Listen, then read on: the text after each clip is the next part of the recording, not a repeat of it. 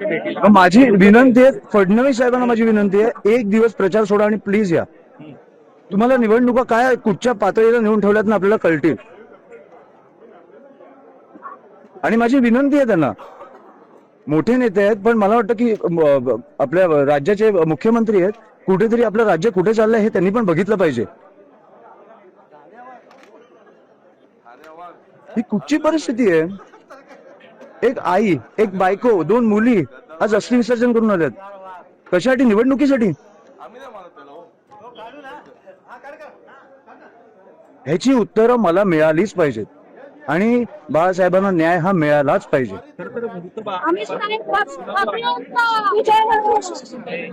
बाळासाहेबांवरती देखील गुन्हा दाखल झालेला आहे. क्रॉस कंप्लेंट जे मी मला वाटतं फडणवीस साहेबांना जाऊन भेटणार आहे. मला इकडे सीपी कोणाशी बोलायची गरज नाही.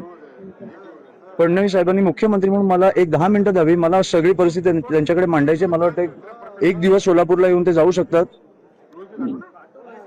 ही राजकारणाची परिस्थिती मी सहन नाही करू शकत.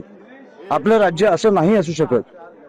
आणि मला वाटतं सोलापूरकर म्हणून पण तुम्ही विचार केला पाहिजे की हे कुठे नेतं आपलं शहर. बाकी सगळं ठीक आहे, 70 ठिकाणी तुम्ही जिंकला, बिनविरोध जिंका, मजा करा. पुढे 5 वर्ष 10 वर्ष रस्त्यांची वाट लावा, सगळं करा. खून नाही झाले पाहिजे. तुम्ही खुनापर्यंत पोहोचताय आता.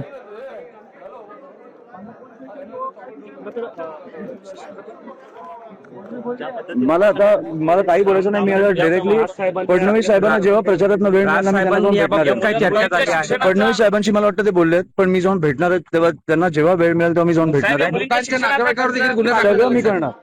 सगळं मी करणार. तुम्ही त्यांची काळजी ना करू. आणि मला आर्थिक गोष्टी इकडे बोलायचं नाहीये. बाकी मी फडणवीस मला काही आज काय झालं तर मला काही